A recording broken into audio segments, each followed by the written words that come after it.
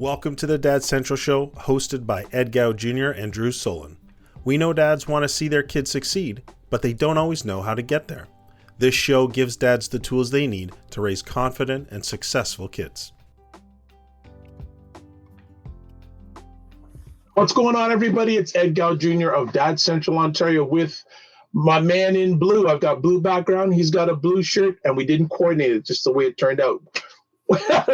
Hey, how you doing? I'm good, Ed. Drew Soleyn from Dad Central. Excited to have another great conversation and really support dads in, the most important role they'll ever have, actually, being fathers. So looking forward to this conversation. And this time, Ed, it's not me who's bringing the new friend. It's you. Oh, yes. Well, you know what? Before we go any further, we got to do some traditional things. So the Dad Central show is sponsored by Dove Men Plus Care. Dove Men Plus Care believes that care is the best of a man because when men care for themselves and others, there's a positive impact.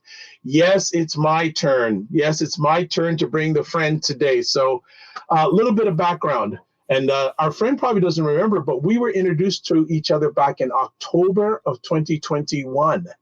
And I was blessed to be on a virtual summit of parenting hosted by someone that her and I both know that lives in Singapore. And this lady said, Ed, Tosha, you should know about each other. And I'm actually going to read the introduction I was given saying, Ed, Tosha is an incredible, passionate, and caring person. She's a parent coach supporting parents of boys. She has a passion and drive and interest to support both parents, mothers and fathers. She's also interested in serving communities that are not as well represented in the parenting coaching space, expanding diversity of those her message reaches. And then we go a little bit more of a bit of a detail. She's a mom of 3 boys, an advocate for boys and their families. She's on a mission to create a more peaceful world.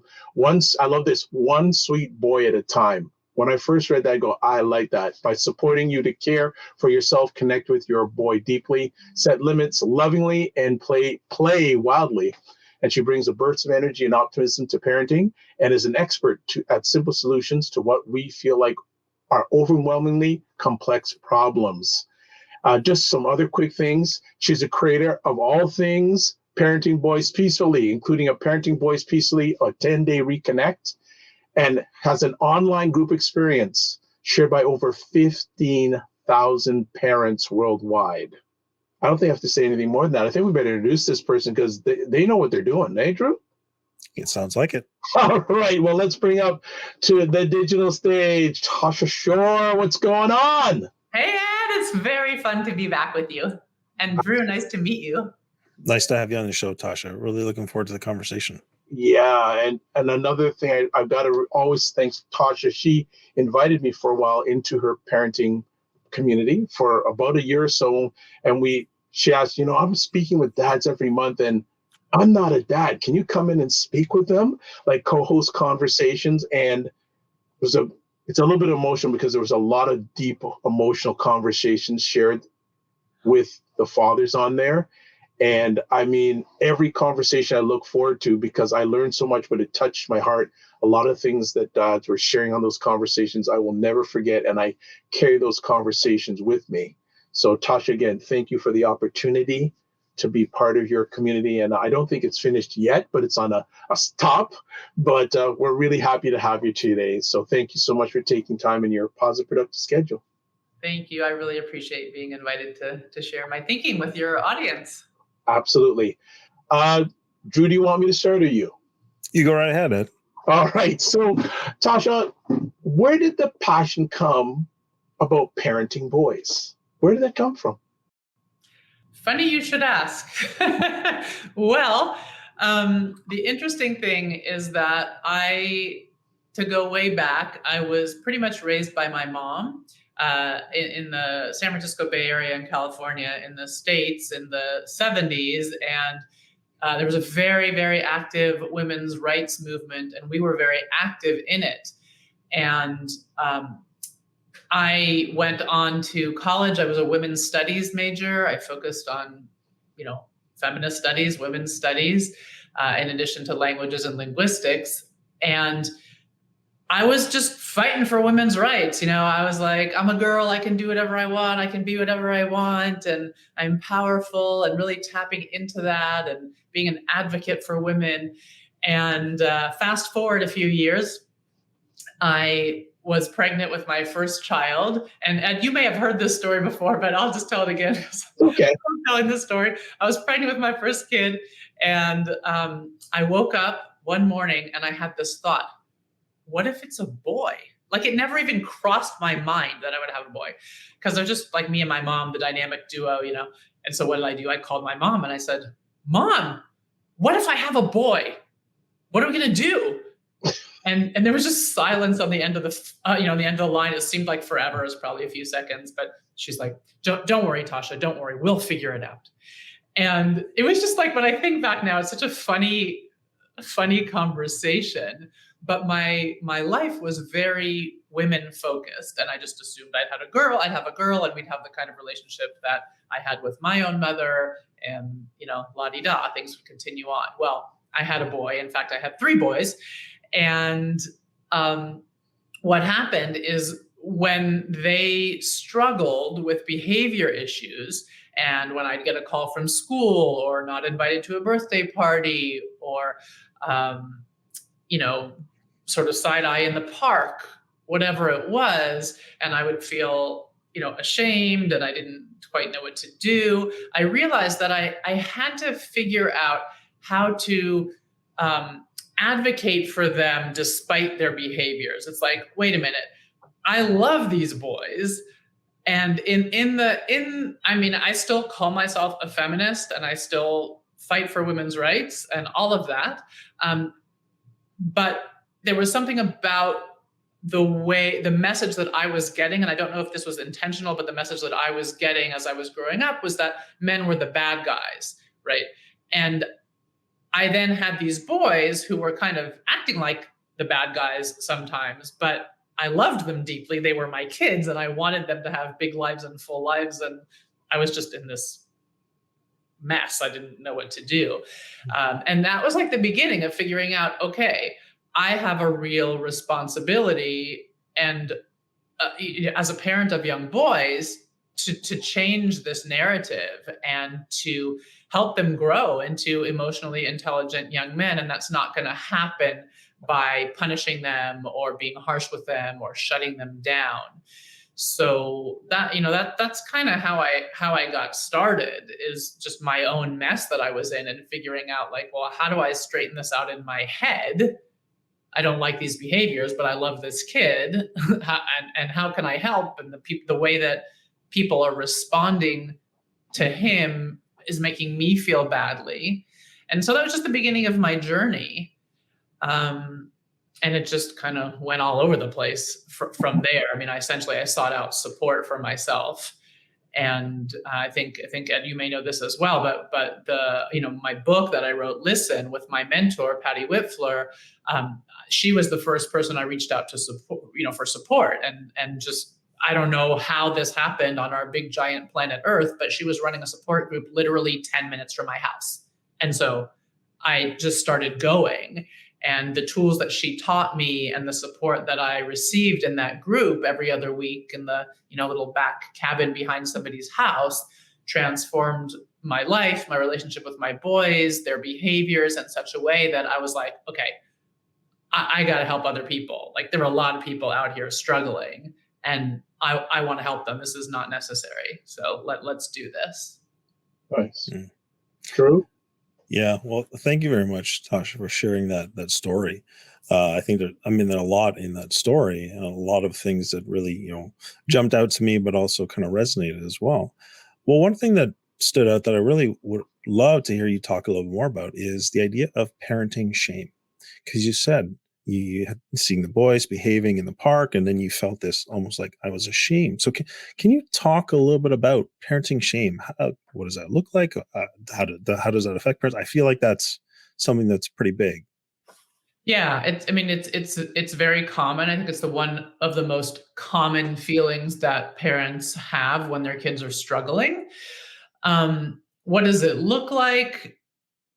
I mean, I think let's back up. I think what it feels like. I mean, we all know what shame feels like. We feel things like, what did I do to create this monster? What did I do that he's acting this way? It's my fault. We blame ourselves, or we go to that place of like, what's wrong with him?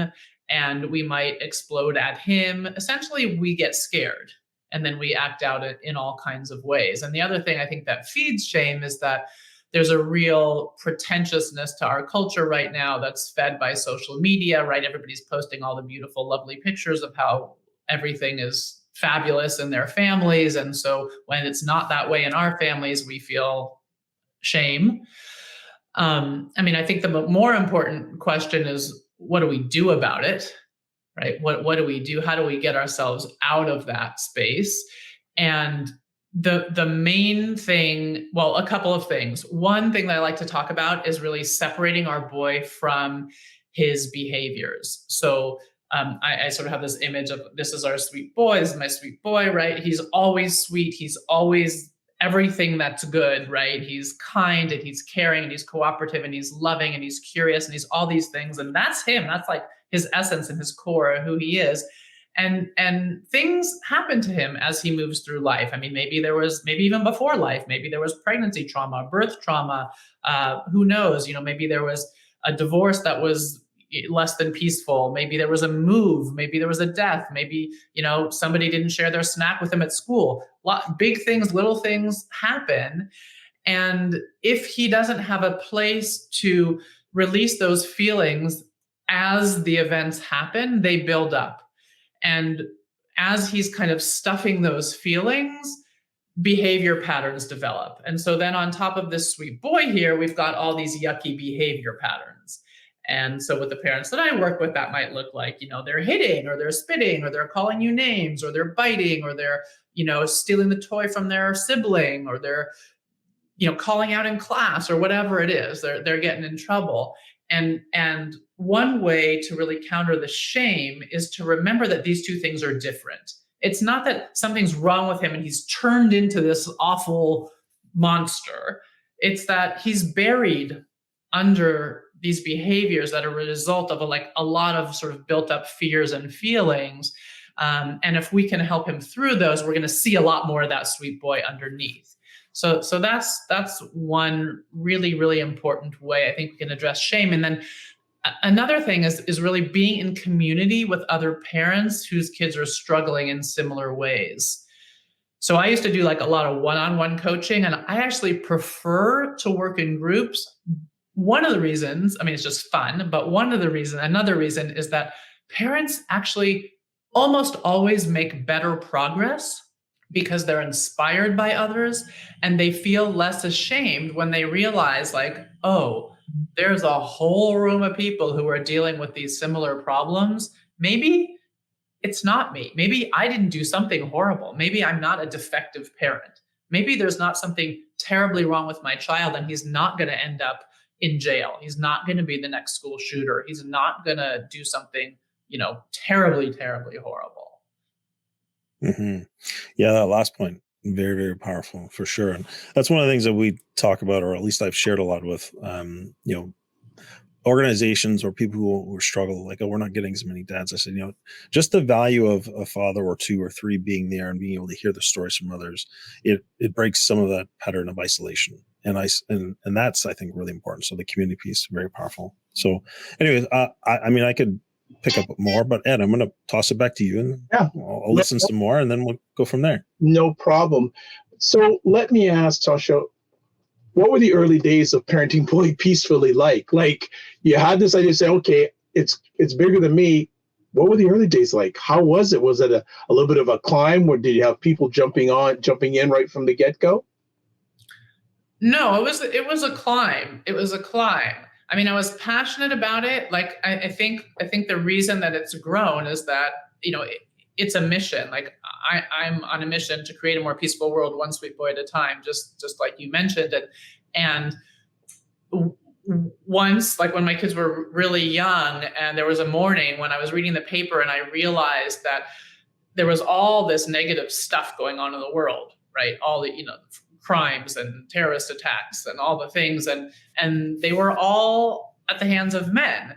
And I had an aha moment where I realized that every one of those men who was committing those horrible acts had one time been this sweet boy. And like, what happened between then and now? And that's when I realized, okay, if we can get in early, like we can really have a huge effect. So that why has driven me, but it didn't like explode at first. I had to go out looking for people. And so I just did all the things that everybody does. I mean, I would speak at preschools. I would tell everybody that I knew. I would do Facebook Lives back in the day. Yeah, no, it's been a, it's been a climb. And especially for dads, yeah. Well, that's what I was going to ask next about getting that done, because all three of us are in this space, and we probably see a lot more moms than dads. And I know probably from day one you wanted to get more dads and still looking to get more dads involved. When did you start to see more dads paying attention? Yeah. So in all honesty, I went all in about a year and a half ago.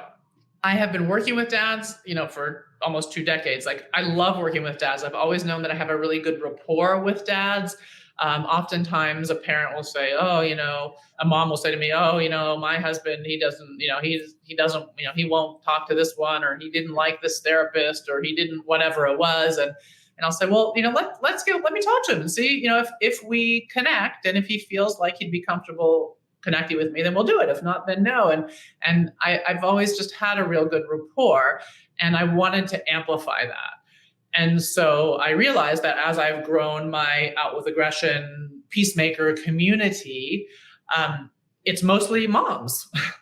And well, I should say it is mostly moms, but there are a few dads. It's generally one parent or the other who's kind of all in. There aren't very many couples where it's both, and we also have same-sex couples in the community. But when there's a dad in the picture, oftentimes he's on the sidelines. And one thing that I noticed, not necessarily in my community, but in general, is that we moms will complain.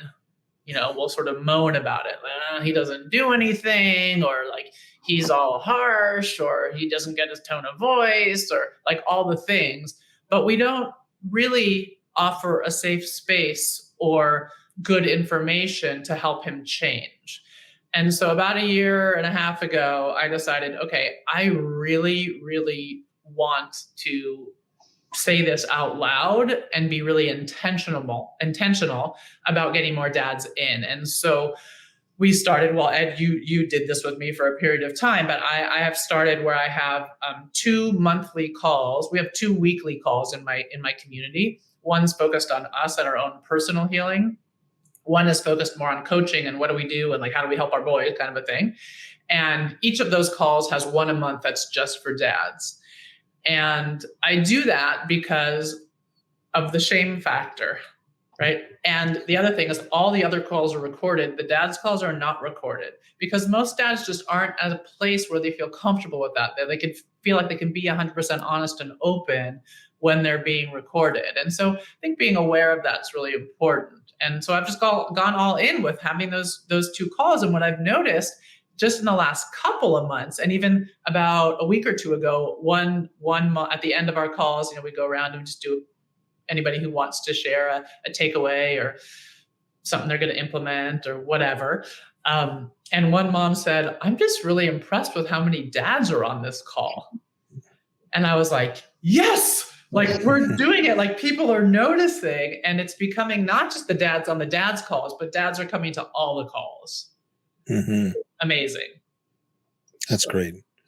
And congratulations, Tosha, for one, making the choice to focus on bringing the dads and bringing them into the community, but also creating that safe space for them. And it seems like you are now starting to see the results, the momentum built Absolutely. from that. Which, because at the end of the day, parenting, it's team sport, right? It requires, yes, parents can do it as a lone parent for sure, but when you have a team working well together, it makes, I think, a big difference. And so to have that support for dads and dedicated is, I think, really, really great to hear. You mentioned way back in the shame piece. You talked about towards the end the idea of the behavior piece, and then kind of the emotions or the things that they're kind of buried under. And you said we really need to help boys with that. So practically, what does that look like for a dad? Like, what do you mean when you say help them, get out from under that the weight and the heaviness of some of those traumas or emotions or things that go on, maybe just day to day or bigger. Can you talk about that? Yeah. So, I mean, the first step that I talk to all parents about is what I like to call getting yourself into good enough parenting shape to even be able to implement any of the practices that I'll suggest, I like right? the fitness metaphor. It's good. Yeah. Yeah, exactly. So it's like you don't have to be in tip-top shape, you don't have to be perfect, but if you're in that mindset of, this kid is bad, he's trying to manipulate me, how can you talk to me that way? You're being disrespectful, like this power over mentality. Um, Rather than a connection mentality, it doesn't really matter what you do. So we have to first work on mindset and how a dad would be showing up. So that's the first thing that we do. But once he's got this idea of connection as a really powerful tool for transformation of behaviors, and has gotten a few wins or seen other people in the community get some wins, then he gets curious, right? And then we can go into the more practical things. And how do we help our boys? We do things like not shut them down when they have feelings. So a lot of times, a kid he'll fall off his bike. Let's just say he's riding his bike and he falls off his bike, and none of us want our kid to be hurting. Like, of course, we want to help them feel better, but we generally go overboard. And what we do when we go overboard, when we're quick, like, oh, just get back up there, you're fine, don't worry about it, is that we interrupt the body's natural healing process, right? We talked earlier about those feelings getting built up, right? And then they cause these behavior patterns. Well, we don't want those feelings to get built up. So we have to stop interrupting the feelings when they're out. There's nothing wrong with, crying when you're hurt or being angry when you're upset about something. These are all normal human emotions that we all feel. And like, I don't know who got the idea that we have to label, this is a good one and this is a bad one and this is a good one and this is a bad one. And most of the feminine ones that we would put in like the feminine box are more the good ones, and more that we put in the masculine box tend to be the bad ones, but they're all just feelings, and we need to not be afraid of them. We need to learn how to be present with them and allow them to come out. So that is one thing. Another thing would be learning how to connect really deeply with your kid. So, and really on their terms. So we do I see this a lot with dads. It's like a lot of dads are really good at roughhousing. Not every dad, but a lot of dads are really good at roughhousing, and it's great. It's like, let's play wildly, like Ed mentioned earlier. Awesome. But let's not have to win at everything, dad. Okay. Let's let the kid have some power. We want him to be able to play with his power. Can you be, the goofy dad, or the dad who can't quite, make the basketball get in the hoop, or can't quite catch you as you're running along the house? What we're doing is we're going for laughter, which is it's another means to heal. And so that connection is really good, but we don't want to be power overing in our connection either.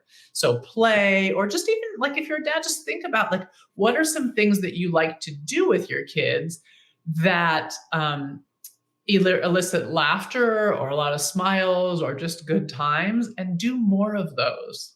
Because one of the things that happens when we have a kid who's struggling is that we're focusing on what's hard all the time. We forget that there's some good times too.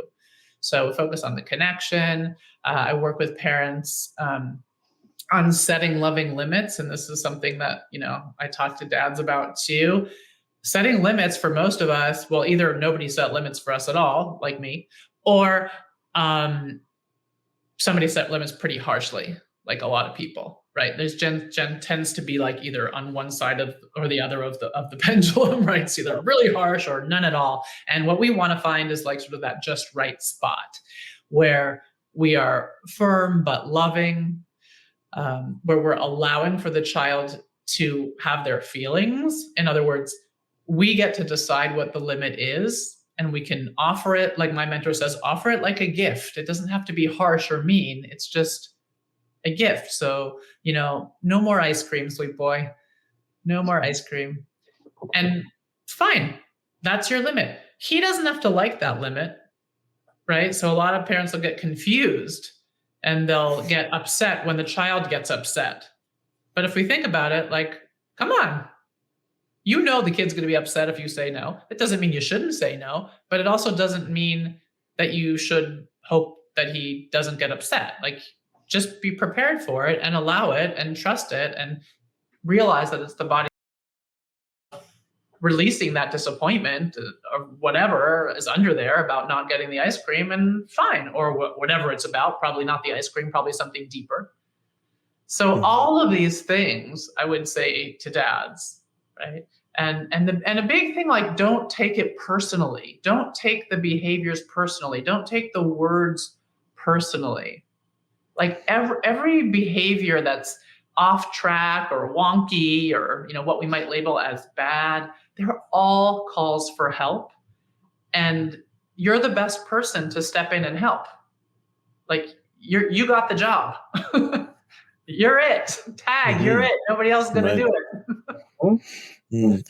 So the part that I think is really important, and I want to make sure nobody misses it, is this idea of allowing emotion beyond just a very tiny range. Like, and a lot of men, a lot of adults, I'd say, might have had a father who only expressed one emotion. It might have been anger.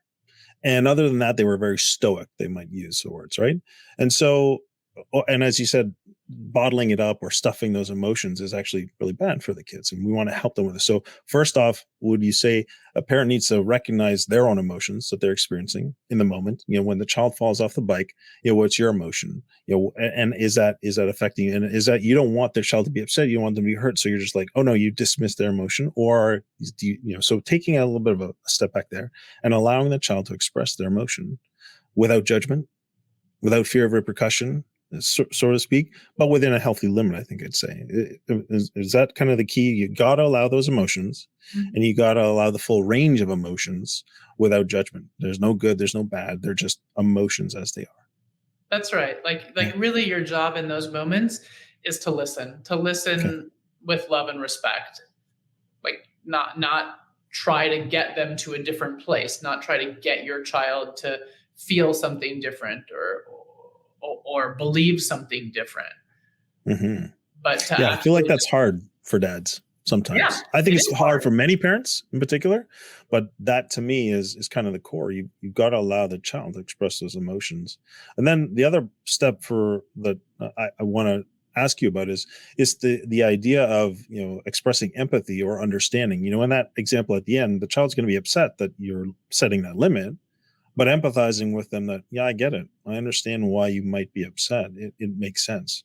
The limit's not changing, but I understand. It's hard to not get what you want. It's hard to have to wait. It's hard to, lose this privilege, those types of things. Can you talk about, the empathy or just being able to have, as you said, more understanding for the child in those moments? Yeah. So, and the main thing that I want to say here is that listening is enough. Okay. So when we talk about empathy, most of us jump to what can we say to express empathy. And what I want to tell your dads out there is, rather than think about what you can say to express empathy, think about how can you show up in a way that will allow your child to feel like you're present and empathetic towards them. And one thing that you might do to figure out what that might look like is to think about in your life, what was a time when you were upset about something? You were, whatever the feeling was, but you were upset, and somebody showed up for you in a way that felt good to you. How were they? What do you remember about that?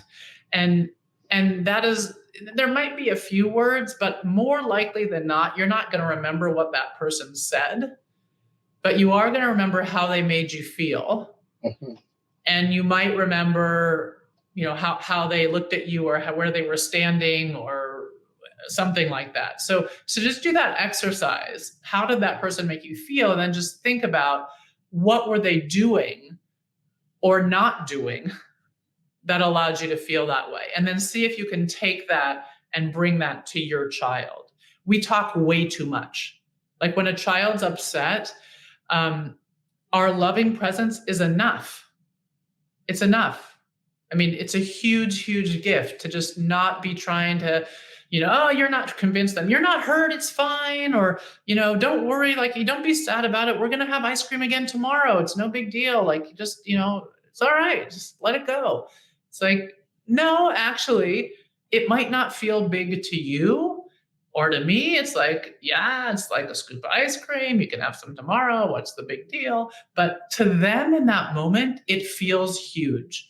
And we need to respect that. Probably in that exercise that I just put out there, like if you dads out there are thinking about a time when someone showed up for you in a way that made you feel heard and loved and all of that, like it was just really not what they were saying. And it was also that made you feel good, but it was also perhaps not that big of a deal to somebody else. Like it felt, whatever you were upset about might have felt huge to you, but somebody outside has a different perspective. Like, let me give you an example. Just like right now, I was telling Ed earlier, right? I have a senior in high school who's just applied to colleges, and he didn't get in anywhere that he wanted to go. I could try to convince him that, hey, you are amazing. You are an amazing student. You are brilliant. You are very bright. You have a really bright future. Everything's going to turn out great. I am not worried. Like, I can say a million things. It doesn't matter. The kid is upset. It doesn't feel good to be said no to. It doesn't feel good to be rejected. So like, really what he needs from me is to just listen when he says, I feel like I got, I don't know who's, bleeped over, right? I feel like I got totally bleeped over, and rather than say like anything, I just feel like, I get it. I hear you. And I just let him go. And I just let him tell me more. And how did this person and how did that person and all the things. It's fine. My job there is just to be present and allow him to do what he needs to do. Not say stuff. Yeah. Do you think that changes based on age and stage though? Like, and I have, so you're talking about someone who's probably 18. Yep. I've got a 7-year-old at home and maybe younger. And so I remember when my twins in particular were toddlers, I think, man, were we doing enough to help them understand like just their emotions? So I was just curious, do you think it changes as kids age and different stages? I don't think the part about listening changes at all. Okay. I don't think it matters if your child is 2 or 22. And to be honest, you can do this with your partner. I remember I had a dad once from Scotland who I was working with, and he was like, "This is amazing. Like, I mean, I get that it's helping me with my relationship with my boy, but like my relationship with my wife has been transformed. And mostly what I'm shocked about is that I am such a better worker. Like I'm such a better coworker." He goes, "I didn't realize like I was not a good listener. Like the fact that I've learned how to listen in this way is making me a much better employee." So, the listening part, I don't think that changes. If you're talking about like, because I heard you say, do we teach them enough? I think there's like a misconception that we have to like overtly teach our kids about feelings. I don't think we need to do that as much as we think we do, but the places that I think that works best are out of the heat of the moment. But we always want to do that in the heat of the moment. Well, the brain is not in a place, we won't go into the brain science here, but the brain is just not in a receptive state when it's upset. So there's no teachable moment there. But sure, read books about emotions.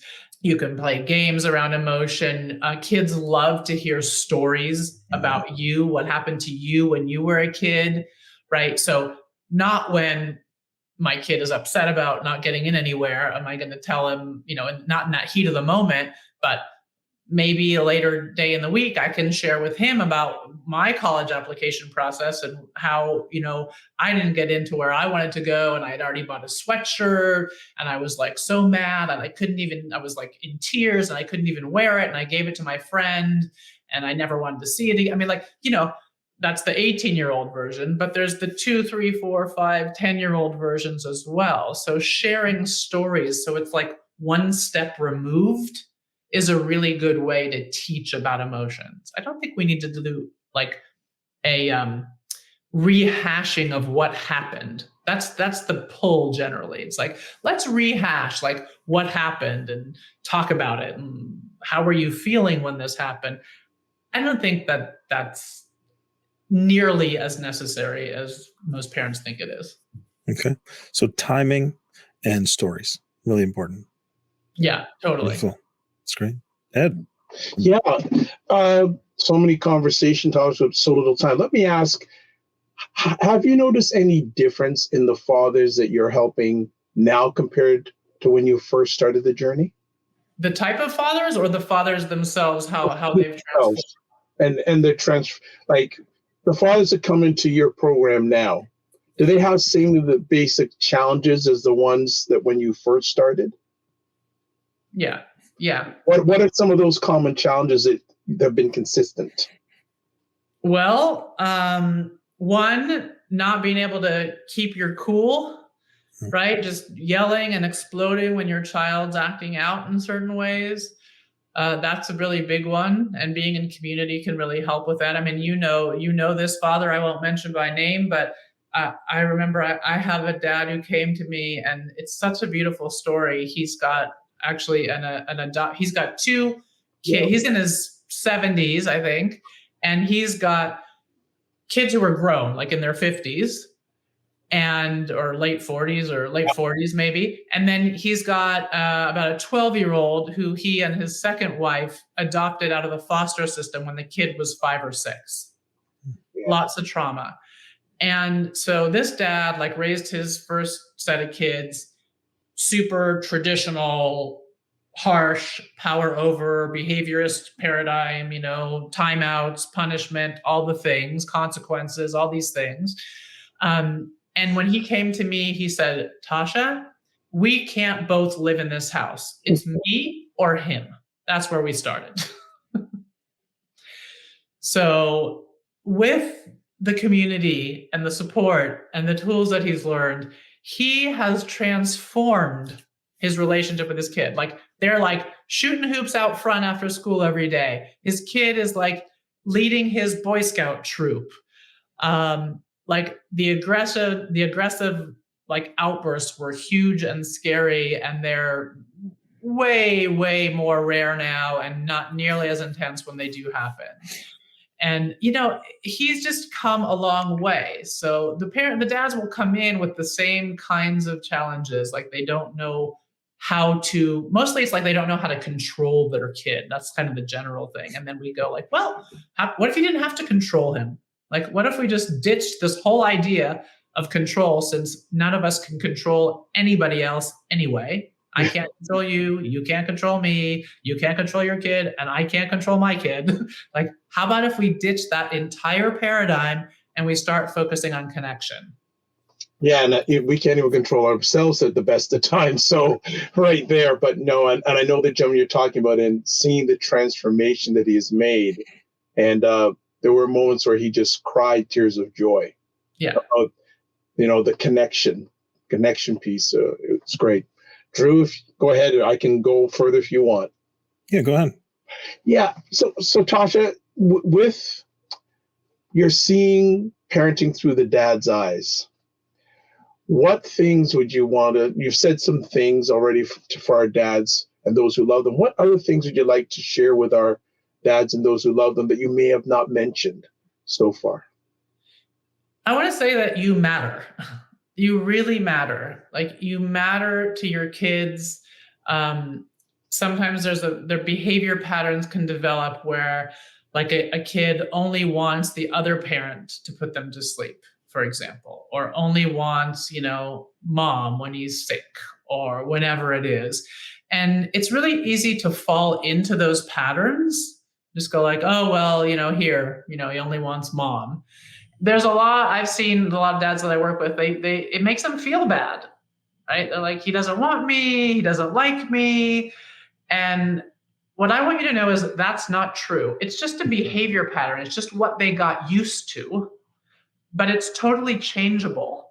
Like, there are things that you can do and that we can do to help the kid build a stronger relationship with you and a more trusting relationship with you, such that they are happy to have you when they're sick or have you put them to bed. But it's going to start with, again, not taking it personally, not being like, oh my God, my kid doesn't like me. Your kid likes you plenty. He might say he doesn't like you, but don't believe the words. And just keep coming back at him. Just keep coming back with love, with connection. If you focus on that piece of it, you're going to notice those type of things change. Love that. Love that. Yeah, that's, I think, a very powerful and important point, and especially being able to, I'm going to say, rebuild the relationship off of connection as opposed to control, which is one of the things you were talking about. But in that process, especially not taking things personally, because I can recall a time in my home when I felt those things and I felt rejection. Yes. Right. And I felt, oh, they don't want me. And here I am doing this work and understanding that, I matter and all this stuff. But the reality is that emotion was very real. It was also very powerful. And so maybe if you would, could you talk a little bit about, I'm the dad who's in that situation. I don't want to take it personally. I'm learning that I matter, but it still hurts. I still struggle. So how do I work through that to then still be moving in the direction of relationship connection as opposed to falling back into rejection and control and even withdrawal? Yeah. So you heard me at the beginning. I said we have 2 calls a week. One's about the kids and coaching and like, how do we help them through the hard behaviors? And one's about how do we get ourselves into good enough parenting shape? Okay. This falls into that. Okay. And what we do is I teach a practice called listening partnerships, which is, we write about, there's a chapter about it in our book, Listen. And essentially you have to get those feelings out. I'm not saying don't feel those feelings, but just like our kids who, don't get the seconds on ice cream or fall off their bike and have feelings that need to come out, we also have feelings that need to come out, right? Parents might feel ashamed because they feel like, I hate my kid right now. We've all felt like that at some point. Not everyone's willing to say it out loud. I will say it out loud. I have felt that. I don't hate my children. I love my boys deeply, but I have felt that I hated them.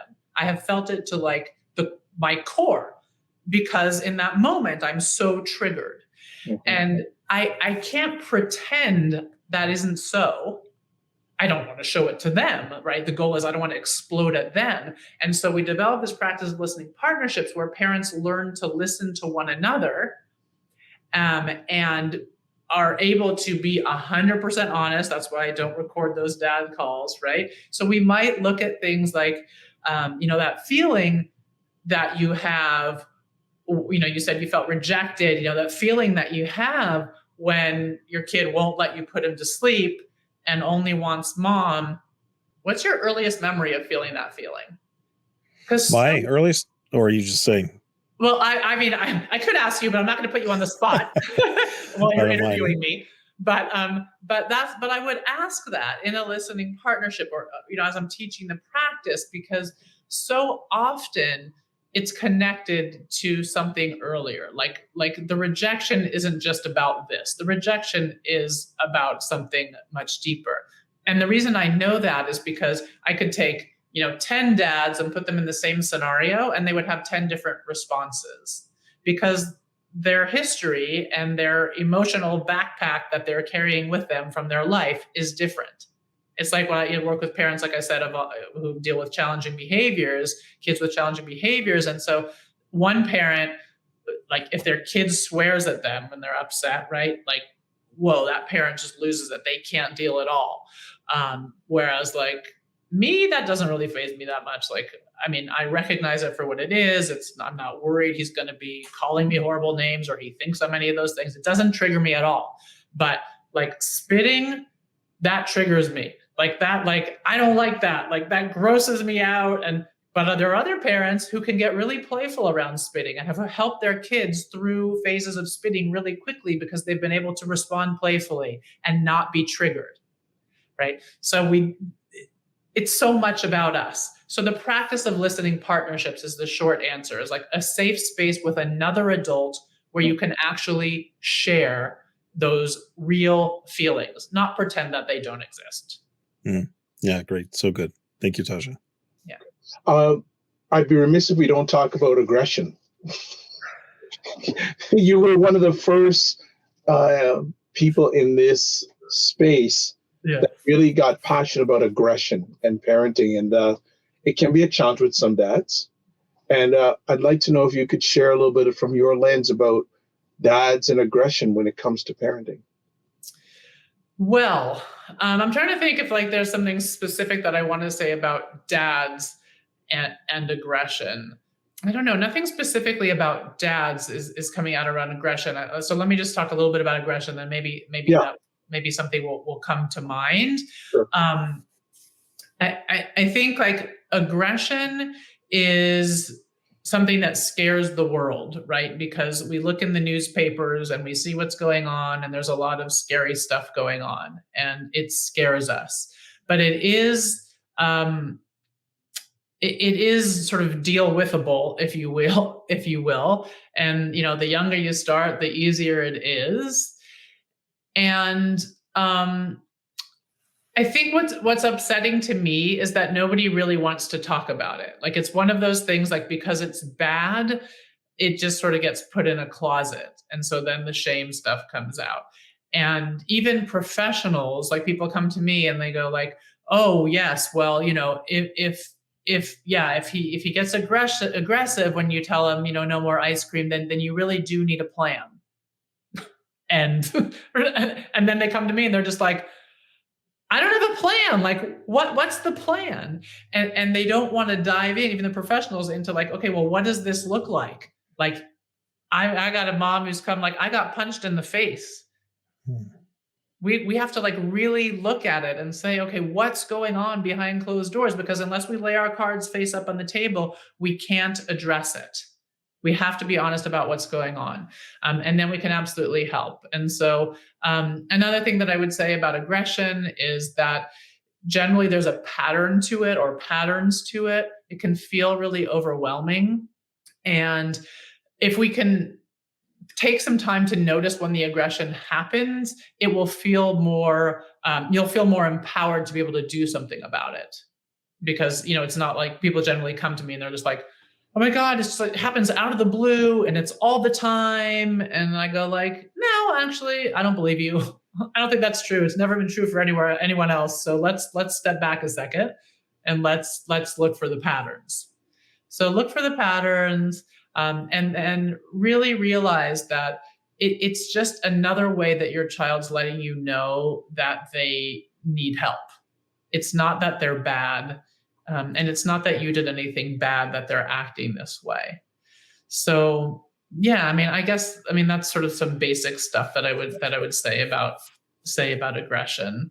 Well, one other thing I guess that I could say specifically about dads is that play can be used to help kids through aggression, and a lot of dads are really good at play and roughhousing. I'm talking about roughhousing kind of a play, and so just go all in with that.